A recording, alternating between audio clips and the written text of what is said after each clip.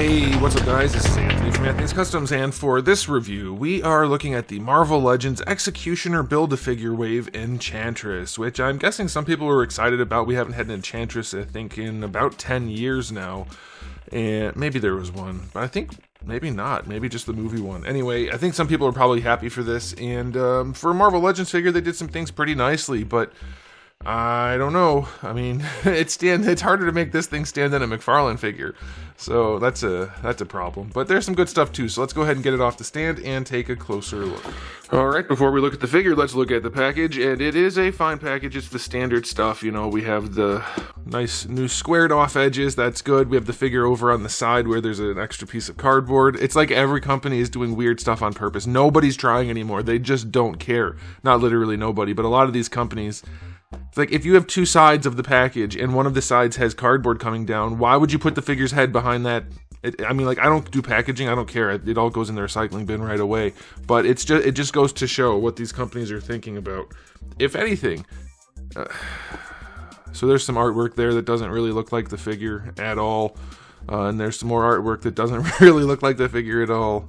And should I review all of these guys? I'm going to review this one for sure.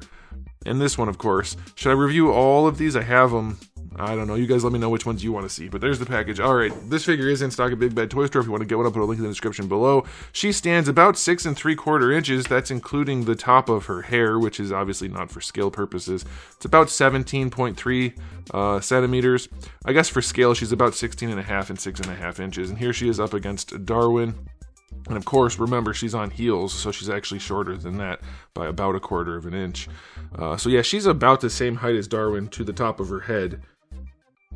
So there you go, scale-wise, we're covered. Alright, question of the day. How often do you guys want to build out teams? I'm curious about the team thing. I know that's a big thing for Marvel Legends collectors, that's why they do a lot of the figures that are a little bit more obscure. How often are you trying to actually fill out a team, or are you just cherry-picking whatever you like? I'm very curious about that. For me, I mean, I get most of them anyway just to review, but I don't really care about teams that much unless they're teams I specifically care about. You're never going to get me to fill out a C, B, D list team just because Hasbro's making figures of them. I'm not that kind of collector. I'm not that kind of Marvel fan. I only care about the characters I care about. So if I wasn't reviewing, I would not be filling out teams other than X-Men and like core Avengers, maybe. That's probably it. Okay, so let's talk about the aesthetic on this figure. It is using a lot of old parts and some new parts. It is pinless throughout. It's reasonably accurate to the source material in terms of like this right here. The legs are just plain legs with green paint on them, so that's fine. We've seen this boobage area before, which is not a terrible boobage area by Hasbro standards. So if you think it looks enough like the source material, then you win.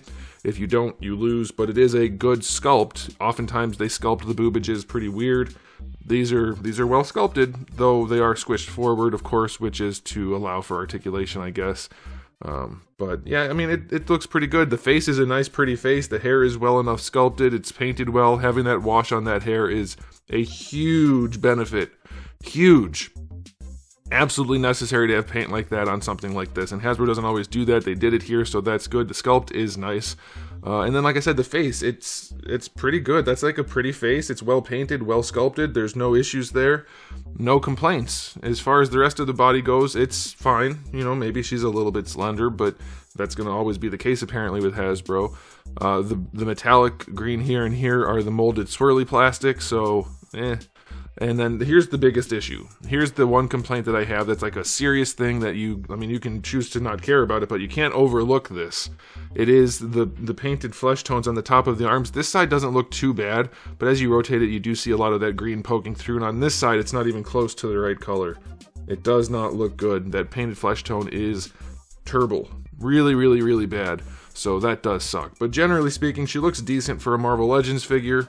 Aesthetically speaking, I will give her I'm gonna go 8 out of 10. You can't have the green arms. That's just not okay. The way Hasbro refuses to do things that make the figures look like they're worth owning is just a huge non-starter for me. Now, as far as accessories go, we get the 2 open hands, the 2 fist hands. I guess that's a fine assortment. And then you get her new swoosh effect, which I don't think anybody's used this one before. Maybe they have, and I just missed it. Like, maybe it was a movie one or something, but I don't remember it. And it looks pretty cool. Like, it's a nice one. It's nice to not have just the same 2 green ones that every other version of this character has had. Well, they're green for her, but they've been all kinds of colors for all kinds of characters. But this is a nice one, so I like that.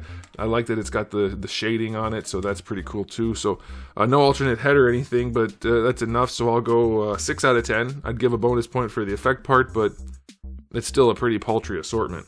Okay, now, time for the articulation. Get ready, because this is an older body, and they did not update the neck at all. So her head basically doesn't move, because there's no joint. I mean, there's just a ball socket, but there's no place for it to go. Especially with the hair. She is just, like... Nope. It doesn't really do anything, and she can't really look straight forward. Like, just barely, maybe.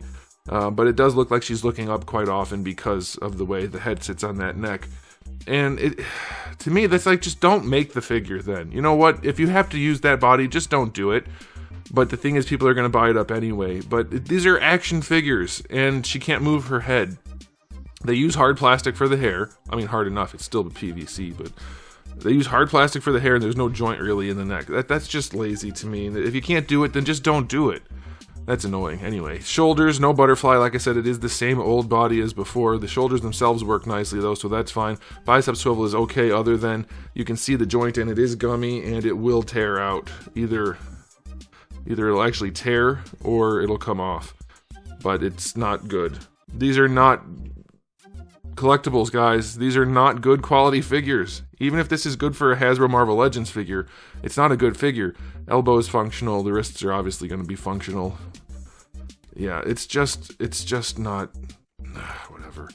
The diaphragm joint is pretty good for a diaphragm joint. That's nice, but that's the only joint in the torso, so it better work. That's alright. You have the floaty belt, which is floaty. Hips go out to the side that far, a little bit better than 45. That'll be fine. Going forward, they kick out to the side. They don't get up to horizontal. Going back, you get just a little bit. You get your thigh swivel in there, that's fine. Double jointed knee, that works fine, no problems there. And then for the ankle, you get tons of range, but like freaking good luck using it, and the ankle rotation is basically horizontal, so that's just about worthless. Getting her to stand is an absolute nightmare on those feet, which, I mean, like, there's not much they can do, but they could have at least made them flat. Make the bottom of the foot here flat, and make it the same level as the heel. So it's like they didn't even do that. Articulation on this figure is going to get a 5 out of 10. You're not really posing it other than the arms and leaning the torso. I mean, like, the hips work, but you can't use the feet. So if your feet don't work, your hips might as well not work. So there's that, and the head can't turn really. I mean, it turns, but just like...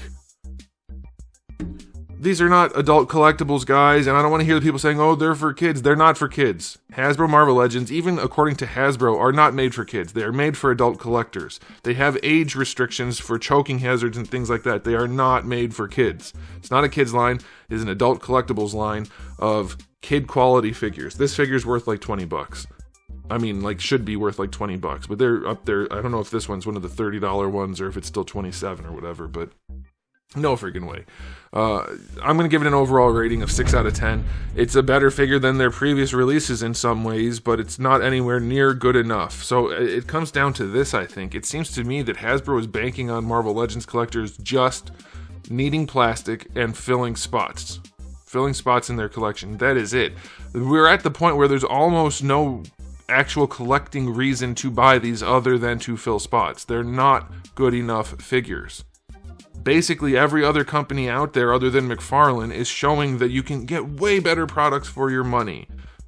It's just not good enough. I don't get it. Let me know what you guys think about the whole situation. But people ask me, well, why do you collect Marvel Legends, or why do you still review them? It's because I want to collect Marvel Legends. I want them to be a good line. I want Hasbro to give us a reasonable product for a reasonable price. It's not my fault they're not doing that. So I'm going to keep reviewing them and saying the truth about the situation. They're not good products. There's some benefit, like there's some good to them. They're not absolutely horrible, but for the price, they're not even close to being what they should be. So anyway, that's it for me. So thanks for watching, guys. If you enjoyed the video, please do give it a thumbs up. If you didn't, give it a thumbs down. And if you haven't subscribed, you should. I have new videos just about every single day and thousands already on the channel. So make sure you come back for all of that. And in the meantime, keep collecting.